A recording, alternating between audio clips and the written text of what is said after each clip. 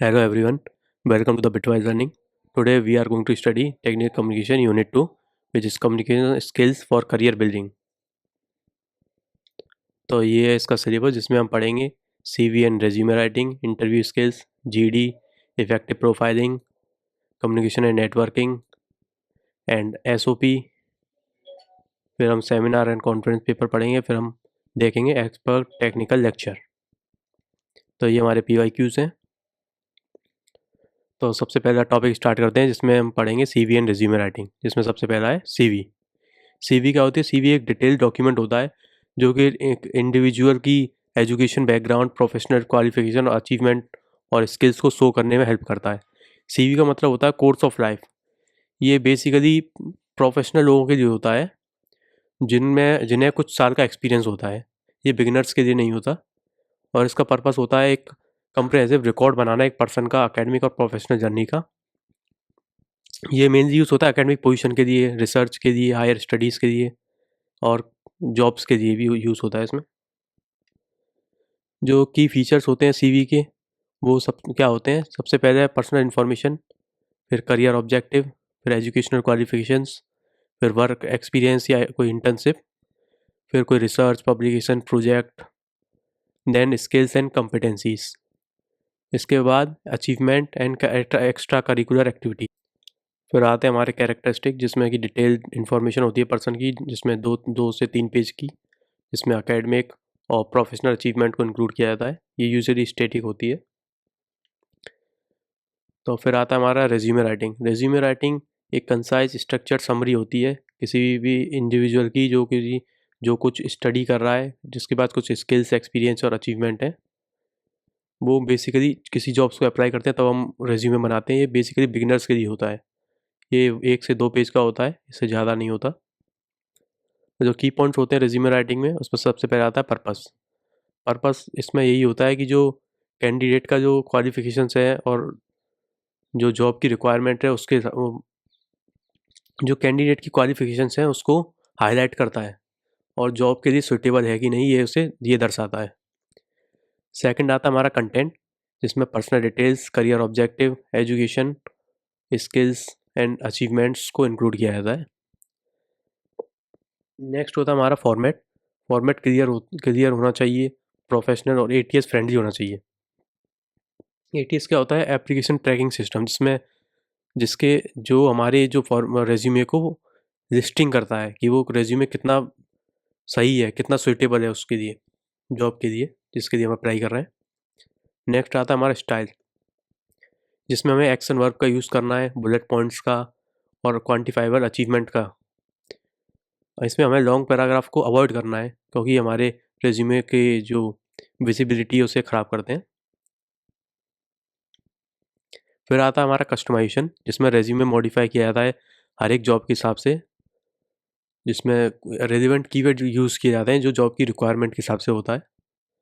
फिर आता है हमारा क्लैरिटी, जिसमें कोई भी स्पेलिंग और ग्रामेटिकल एरर नहीं होता। ये सिंपल रखा जाता है और ईजी टू स्कैन रखा जाता है। डिफरेंस क्या होता है CV से? रेज्यूमे शॉर्ट होता है और जॉब फोकस्ड होता है, लेकिन CV है वो डिटेल्ड होती है और कम्प्रहेंसिव होती है, लॉन्ग होती है। ये मेनली आपको अभी मैंने आपको बताया कि रेज्यूमे बिगिनर्स के लिए होता है, और लेकिन CV वो प्रोफेशनल लोगों के लिए होता है जिन्हें कुछ साल का एक्सपीरियंस हो चुका होता है। तो यही मेन डिफरेंस होता है इनमें, CV और रेज्यूमे में। ये एग्जांपल है रेज्यूमे का, ये आप देख सकते हैं।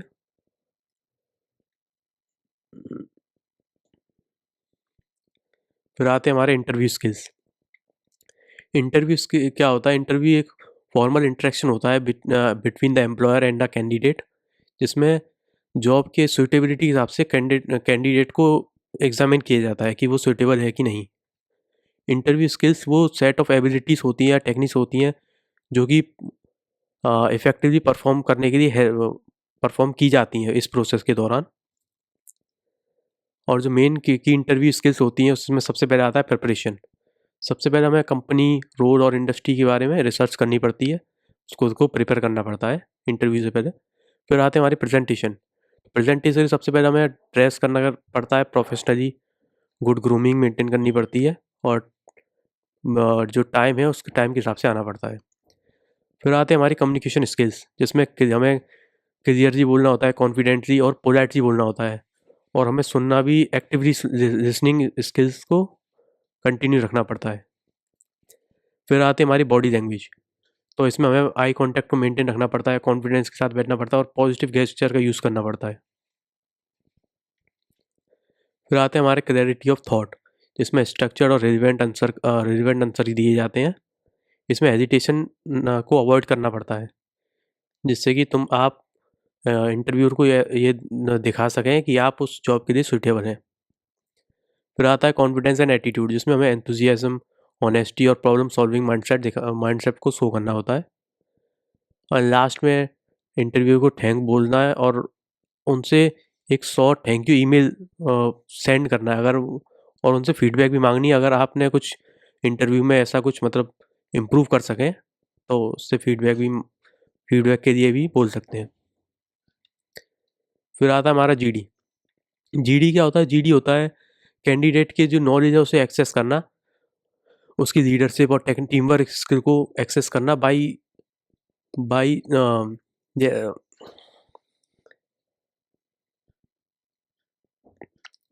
तो जीडी हम देखते हैं। जीडी में क्या होता है? जीडी मेथड होता है जिसमें हम कैंडिडेट की नॉलेज को, उसके कम्युनिकेशन को, उसकी लीडरशिप को एक्सेस करते हैं। इसमें हम 8 से 12 लोगों को एक साथ बैठाते हैं और कोई एक टॉपिक दे देते हैं जिसमें उन्हें डिस्कस करना होता है किसी टाइम लिमिट के अकॉर्डिंग। और इसके की फीचर्स में सबसे पहला होता है पर्पस। इसका पर्पस यही होता है कि वो कम्युनिकेशन स्किल्स को बाहर निकालता है, उसका कॉन्फिडेंस शो करता है कैंडिडेट का, उसकी प्रॉब्लम सॉल्विंग, उसकी एबिलिटी टीम में वर्क करने की शो करती है। सेकंड फीचर होता है हमारा प्रोसेस, जिसमें कोई टॉपिक दिया होता है, फिर कैंडिडेट डिस्कस करते हैं, फिर पैनल ऑब्जर्व करता है परफॉर्मेंस को हर एक कैंडिडेट की, फिर उस आगे बढ़ते हैं। थर्ड आता है हमारा स्किल टेस्टेड। स्किल कौन कौन सी इसमें टेस्ट होती हैं? सबसे पहले communication and clarity of thought, फिर knowledge of subject, leadership qualities, team work and cooperation and time management. तो ये सारी क्वालिटीज़ होती हैं जो कैंडिडेट की टेस्ट की जाती हैं जीडी में। फिर जीडी की टाइप्स हम पढ़ेंगे, जिसमें सबसे पहले आता है टॉपिक बेस्ड, जिसमें हम कोई टॉपिक देते हैं सोशल से रिलेटेड, करंट अफेयर से रिलेटेड, उस पर उन्हें जीडी करना होता है। सेकंड आता है केस बेस्ड, जिसमें हम कोई केस दे देते हैं और उसमें हमें प्रॉब्लम सॉल्विंग सिचुएशन दे देते हैं, तो कैंडिडेट को उस पर जीडी करना होता है। And third one is abstract, जिसमें किसी आइडिया के बेसिस पे जीडी हम करवाते हैं, जिसमें क्रिएटिव डिस्कशन होते हैं कि ऐसा करने पर ऐसा कर सकते हैं, या कुछ न्यू न्यू थॉट्स होते हैं। तो आपको जीडी में क्या क्या करना है? तो सबसे पहले आपको कॉन्फिडेंटली बोलना है, एक्टिवली लिसन करना है, अदर्स के व्यू को भी रेस्पेक्ट करना है, ऐसा नहीं है सिर्फ आप बोले जा रहे हैं, और फैक्ट्स और एग्जाम्पल का यूज़ करना है, जिससे कि वो जो कम्युनिकेशन हो रहा है वो इफ़ेक्टिव हो सके और प्रॉपर हो सके। एंड डोंट्स जो आपको नहीं करने हैं, वो उसमें सबसे पहले है इंटरप्ट नहीं करना। आपको बीच में अगर कोई आदमी बोल रहा है तो उसे बीच में बार बार इंटरप्ट करें बिना मतलब प्रॉपर उसके, तो वो नहीं करना। फिर डोमिनेट नहीं करना कि आप ही आप बोले जा रहे हैं, किसी को आप बोलने नहीं दे रहे, और टॉपिक से भटकना भी नहीं है। तो ये डोंट्स हैं जो आपको नहीं करने जीडी में। फिर आता है हमारा effective profiling. Effective profiling refer करता है उस प्रोसेस को जिसमें हम क्लियर, स्ट्रक्चर और प्रोफेशनल प्रोफाइल बनाते हैं किसी कैंडिडेट की, जो जिसमें उसके एजुकेशन, स्किल्स और अचीवमेंट को शो होता है। ये सीवीज़ में, रेज्यूमे में, ऑनलाइन पोर्टफोलियो होते हैं या प्रोफेशनल नेटवर्क प्लेटफॉर्म होते हैं जैसे कि लिंक्डइन पे यूज़ होती है। इफेक्टिव प्रोफाइलिंग से जो आपका जो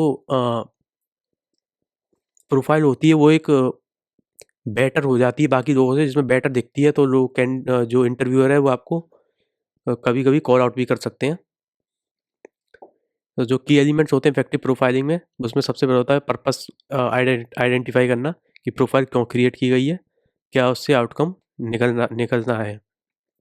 सेकंड आता है ऑडियंस को अंडरस्टैंड करना कि ऑडियंस की एज क्या है, एजुकेशन क्या है, प्रोफेशन क्या है और उनका कल्चर बैकग्राउंड क्या है। उनकी नीड्स, इंटरेस्ट और एक्सपेक्टेशन को भी अंडरस्टैंड करना, तभी आप एक अच्छी प्रोफाइल बना सकते हैं। फिर आता है हमारा कलेक्ट एक्यूरेट इन्फॉर्मेशन, जिसमें हमें रिलायबल सोर्सेज से इन्फॉर्मेशन को कलेक्ट करना होता है, प्रॉपर सर्वेस कराने होते हैं, रिसर्च करनी होती है, तब आप एक्यूरेट इन्फॉर्मेशन को कलेक्ट कर सकते हैं। Next one is organise the information, जिसमें डेटा को लॉजिकली और क्रोनोलॉजिकली और स्किल बेस्ड पे प्रेजेंट करना होता है। And last one is adapt the message, जिसमें जो टोन, लैंग्वेज और फॉर्मेट होता है वो रीडर के लेवल और पर्पस के हिसाब से सूट करना चाहिए। इसमें की फीचर्स क्या है इफेक्टिव प्रोफाइलिंग की? सबसे पहले आता है क्लैरिटी, जिसमें जो प्रेजेंट इन्फॉर्मेशन है वो एक सिंपल और वेल ऑर्गेनाइज मैनर में होनी चाहिए। Next one is relevance. इसके अंदर वो डिटेल्स होनी चाहिए जो जॉब को मैच करें, जॉब की जो रिक्वायरमेंट है उन्हें मैच करें और जो एकेडमिक अपॉर्चुनिटी है उन्हें भी मैच करें। And next feature is accuracy, जिसमें करेक्ट इन्फॉर्मेशन होनी चाहिए। आपकी चाहे पर्सनल हो, चाहे एजुकेशनल हो, चाहे प्रोफेशनल, जो इन्फॉर्मेशन है वो सारी करेक्ट होनी चाहिए। इसमें आपकी स्ट्रेंथ है उसे हाईलाइट होनी चाहिए, स्ट्रेंथ आपकी, जिसमें जो स्किल्स, अचीवमेंट, प्रोजेक्ट जो भी आपके आपके रिज्यूमे में या प्रोफाइल में है वो सब प्रॉपर्ली हाईलाइटेड हो, जिससे कि वो ईजिली विजिबल हो जाए किसी भी व्यूअर के लिए। फिर आता है हमारा कस्टमाइजेशन, जिसमें हम प्रोफाइल को एडेप्ट करें डिफरेंट जॉब रोल के हिसाब से। डिफरेंट इंडस्ट्री, अगर हम किसी भी इंडस्ट्री में जा रहे हैं तो उसके हिसाब से उस प्रोफाइल को कस्टमाइज़ करते रहें, एक ही प्रोफाइल नहीं रखें। फिर आता है हमारा प्रोफेशनल प्रेजेंटेशन, जिसमें फॉर्मल लैंग्वेज का यूज़ करें, नीट फॉर्मेटिंग का और अननेसेसरी डिटेल्स को अवॉइड करें। फिर आता है हमारा डिजिटल प्रेजेंस, जिसमें अपडेटेड प्रोफाइल्स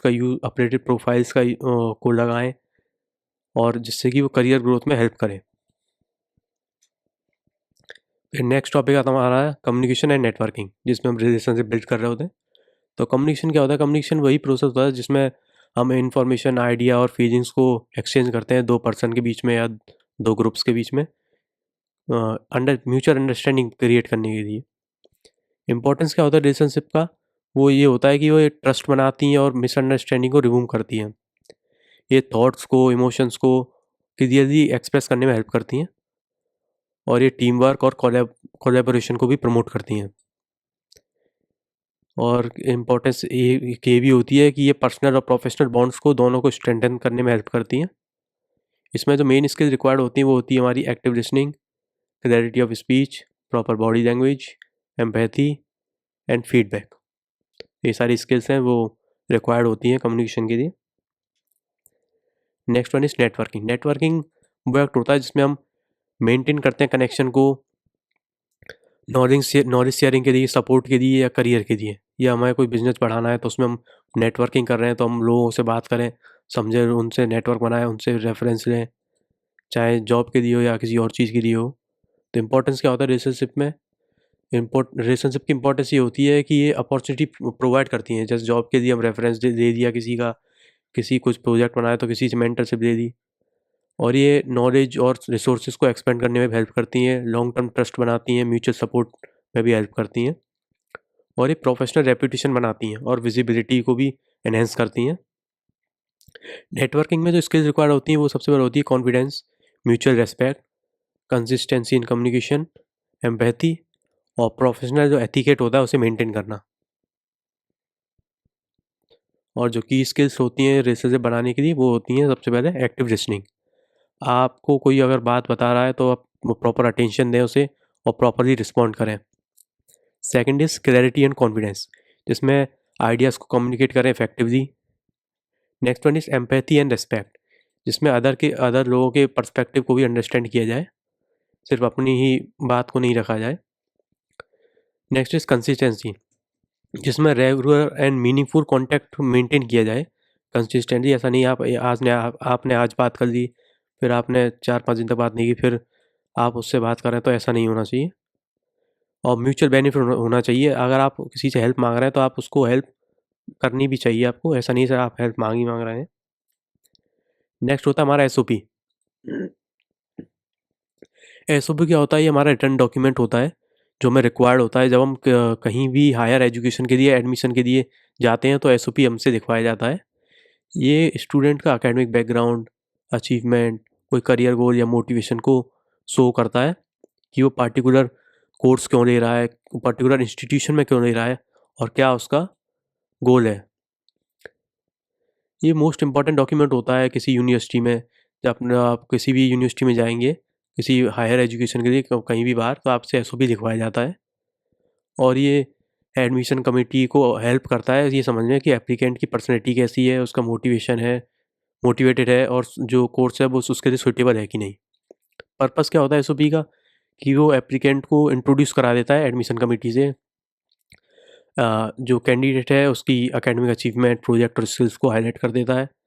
वो रीज़न बता देता है कि वो क्यों इस कोर्स को चूज़ कर रहा है, और शॉर्ट टर्म और लॉन्ग टर्म गोल्स को भी दिखा दिया जाता है, और कमेटी को कन्विंस करा देता है कि जो एप्लीकेंट है वो सूटेबल है और वो सीरियस है इस कोर्स को लेके। तो ये सब एसओपी की पर्पस है।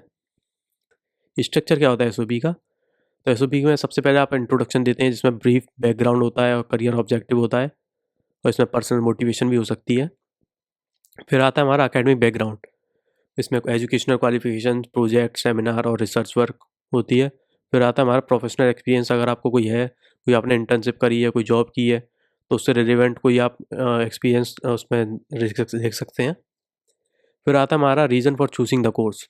आपने वो जो कोर्स है वो क्यों चूज़ किया है, क्या आपका स्पेसिफिक इंटरेस्ट है उस सब्जेक्ट एरिया में, और ये जो कोर्स है वो आपके फ्यूचर गोल्स को किस तरह फिट कर रहा है, किस तरह मतलब आपके फ्यूचर को सिक्योर कर रहा है।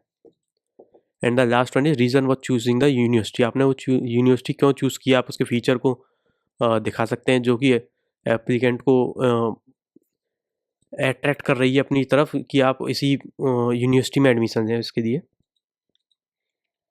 फिर आते हैं हमारे करियर गोल, जिसमें शॉर्ट टर्म और लॉन्ग टर्म प्लान्स होते हैं। इस कोर्स को आप करने के बाद आप क्या करेंगे, इस कोर्स के कुछ ड्यूरेशन के बाद आप क्या करना चाहेंगे। तो ये आता है लास्ट में हमारा आता है समरी। समरी में जो पूरा जो आपने लिखा है उसका पूरा इंटेंट होता है। इसमें एक स्टेटमेंट होती है जो कि ये बताती है आप उस प्रोग्राम के लिए गुड फिट क्यों हैं। फिर जो कुछ टिप्स हैं जो आप एसओपी लिखने से पहले आपको पता होनी चाहिए, जिसमें सबसे पहले होता है be clear, concise and focused. आपको कंसाइज होना पड़ेगा। इसमें आप कॉपी नहीं करें कहीं से भी, और एग्जैगरेट नहीं करें, और जो आप ओरिजिनल हैं आप वही दर्शाएं। इसमें फॉर्मल एंड प्रोफेशनल टोन का यूज़ करें, और इस ग्रामर की या स्पेलिंग या फ्लो में कोई मिस्टेक ना हो।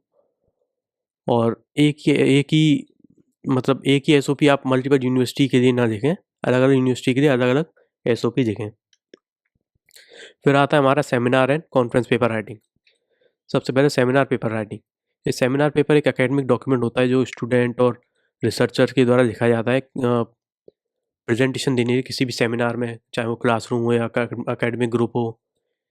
इसके अंदर लिटरेचर होती है, किसी टॉपिक को एनालाइज किया जाता है और आर्ग्यूमेंट को प्रेजेंट किया जाता है। ये बेसिकली 5 to 10 पेजेस की होती है।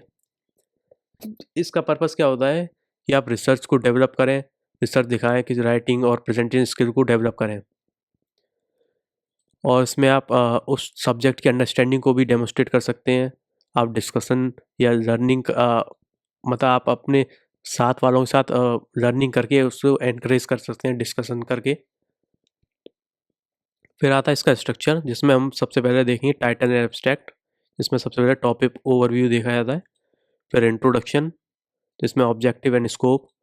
फिर आता है लिटरेचर रिव्यू, जिसमें समरी होती है उस एग्जिस्टिंग स्टडीज़ की। फिर आती है हमारी मेन बॉडी या डिस्कशन, जिसमें हम आर्ग्यूमेंट करते हैं, एनालिसिस करते हैं। फिर जो नेक्स्ट है वो हम कंक्लूजन होता है, जिसमें हम की पॉइंट्स और सजेशन को लिखते हैं। And the last one is references, जिसमें बुक्स, जर्नल और अदर सोर्सेज जहाँ से आपने इन्फॉर्मेशन ली है वो लिखते हैं। फिर आती है हमारी conference paper writing. Conference paper एक रिसर्च बेस्ड एकेडमिक पेपर होता है जो कि किसी प्रोफेशनल या एकेडमिक कॉन्फ्रेंस में शो किया जाता है। इसमें ओरिजिनल रिसर्च होती है किसी भी पर्सन की, या कोई इनोवेशन किया है उसने, या कोई स्टार्टअप किया है, या कुछ ऐसा प्रोजेक्ट बनाया है जिसमें उसकी जो खुद की रिसर्च है ओरिजिनल वो लिखी जाती है। ये बेसिकली 6 से 12 पेजेस की होती है। ये वेरी भी करती है कॉन्फ्रेंस के हिसाब से। इसका पर्पस ये होता है कि कोई न्यू रिसर्च करी है किसी पर्सन ने, किसी एक्सपर्ट के साथ, किसी प्रोफेशनल के साथ, वो शेयर करता है, वो फीडबैक को शेयर करता है, या नेटवर्क की अपॉर्चुनिटी जो उसे मिली हैं, ये भी पर्पस होता है इसका। और वो उस फील्ड में कुछ नॉलेज का कुछ एडवांसमेंट करके उसका उसमें जो कंट्रीब्यूट किया है, ये भी एक पर्पस होता है कॉन्फ्रेंस पेपर राइटिंग का। इसका स्ट्रक्चर क्या होता है? सबसे पहले टाइटल, फिर एब्स्ट्रैक्ट एंड कीवर्ड लिखे जाते हैं, जिसमें कंसाइज समरी होती है और की टर्म्स होते हैं। फिर आता है इंट्रोडक्शन, जिसमें problem statement and research objectives लिखे जाते हैं। फिर मैथडोलॉजी होती है, जो हम रिसर्च डिज़ाइन कर रहे हैं, डेटा कलेक्शन टूल्स कौन कौन से यूज़ कर रहे हैं। फिर होता है रिजल्ट एंड डिस्कशन, जिसमें रिसर्च फाइंडिंग होती है एनालिसिस के साथ। फिर होता है कंक्लूजन एंड रिकमेंडेशन, कोई भी आपने कंट्रीब्यूशन किया है, कोई फ्यूचर स्कोप है या कुछ आप रिकमेंड करना चाहते हैं, वो होता है। In the last one is references, जिसमें आप सोर्सेज का इंफॉर्मेशन लिखते हैं। तो कॉमन फीचर्स क्या होते हैं कॉन्फ्रेंस और सेमिनार पेपर में? दोनों को ही फॉर्मल, लॉजिकल और स्ट्रक्चर राइटिंग की रिक्वायरमेंट होती है, दोनों इसी फॉर्म में लिखे जाते हैं। दोनों के लिए एविडेंस, फैक्ट, डेटा, रेफरेंसेस का यूज़ सपोर्ट होना चाहिए। ये नहीं आप अपने हिसाब से लिख रहे हैं, आपको प्रॉपर, आपके पास प्रॉपर फैक्ट्स होने चाहिए। ये एकेडमिक लैंग्वेज में लिखी होनी चाहिए प्रॉपर फॉर्मेटिंग हिसाब से। And the last one is knowledge और लर्निंग को प्रमोट करने का एम होना चाहिए इसका, मतलब नॉलेज और लर्निंग को प्रमोट करने का एम होता है इसका। And next topic is expert technical lecture.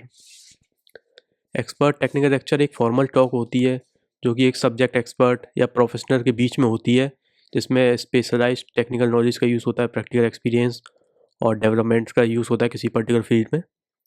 ये कॉमनली ऑर्गेनाइज होती है किसी भी एजुकेशनल इंस्टीट्यूशन में और प्रोफेशनल फॉर्म में। ये एक्सपर्ट टेक्निकल लेक्चर होता है वो नॉलेज शेयरिंग सेशन होता है जो कि किसी भी प्रोफेशनल के द्वारा दिया जाता है, जिसमें वो अपना एक्सपीरियंस बताते हैं या नॉलेज शेयर करते हैं, जैसे कह सकते हैं। ये एडवांस कॉन्सेप्ट पर फोकस करता है, रियल वर्ल्ड एप्लीकेशन और करंट जो ट्रेंड चल रहे हैं उन पे फोकस करता है। एक्सपर्ट टेक्निकल लिखने के लिए सबसे पहले हमें टॉपिक सिलेक्शन करना पड़ता है, जिसमें एक रिलेवेंट, करंट और इंटरेस्टिंग टेक्निकल सब्जेक्ट को एक टॉपिक चूज़ करें। फिर हमें ऑडियंस को समझना पड़ता है, ऑडियंस का जो लेवल है जिससे हम बताने जा रहे हैं उनका लेवल क्या है, चाहे वो स्टूडेंट है, रिसर्चर है, प्रोफेशनल है, और उसके हिसाब से कंटेंट को डिज़ाइन किया जाता है। फिर देखते हैं हम स्ट्रक्चर क्या होता है कंटेंट का, जिसमें सबसे पहला होता है टाइटल, जो क्लियर और स्पेसिफिक हो। इंट्रोडक्शन, जिसमें बैकग्राउंड और इम्पोर्टेंस हो टॉपिक की। फिर आता है हमारा ऑब्जेक्टिव, जिसमें जो लेक्चर हम दे रहे हैं वो किस लिए दिया रहा है, क्या उससे अचीव कर सकते हैं। फिर आता है हमारा मेन कंटेंट, जिसमें डिटेल टेक्निकल डिस्कशन होता है, जिसमें प्रॉपर फैक्ट, डायग्राम, डेटा का यूज़ होता है।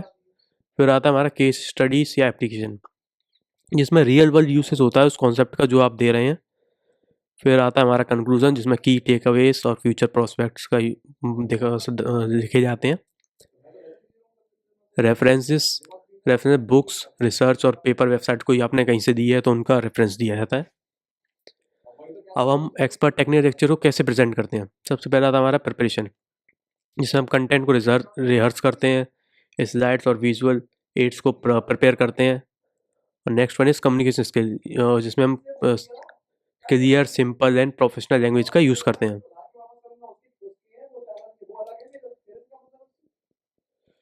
फिर आता है हमारा बॉडी लैंग्वेज। बॉडी लैंग्वेज हम प्रॉपर मेंटेन करेंगे, पोस्चर मेंटेन करेंगे, गेस्चर मेंटेन करेंगे। फिर हम एड्स का यूज़ करेंगे, जिसमें हम power point slides, diagrams, graphs and real life example का यूज़ करेंगे क्लैरिटी के लिए। फिर आता है हमारा टाइम मैनेजमेंट, जिसमें हम प्रॉपर अलॉटेड टाइम में उस कंटेंट को डिलीवर करते हैं। फिर ऑडियंस एंगेजमेंट, ऑडियंस को क्वेश्चन पूछने के लिए एनकरेज किया जाए, डिस्कशन के लिए, और फीडबैक भी दी जाए उनसे कि आपको इवेंट है वो कैसा लगा, आप इसमें क्या इम्प्रूव करवाना चाहते हैं, तो ये भी किया जाए। फिर आता है लास्ट पॉइंट हमारा क्लैरिटी एंड कॉन्फिडेंस, जिसमें हम कॉन्फिडेंस के साथ बोलें, ओवरलोडिंग नहीं करें, किसी भी जार्गन को मतलब ज़बरदस्ती किसी भी जार्गन को हम नहीं बोलें उसमें। फिर इंपॉर्टेंस क्या होती है एक्सपर्ट टेक्निकल लेक्चर की? ये नॉलेज शेयरिंग में हेल्प करता है एडवांस टॉपिक में, ये एक्सपोजर देता है करंट ट्रेंड एंड टेक्नोलॉजी में, ये एनालिटिकल प्रेजेंटेशन और कम्युनिकेशन स्किल्स को इम्प्रूव करता है, और ये रिसर्च ओरिएंटेशन और इनोवेशन को भी एनकरेज करता है लर्नर्स के बीच में। And that's it. Thank you guys, join WhatsApp and Telegram channel for notes and other updates.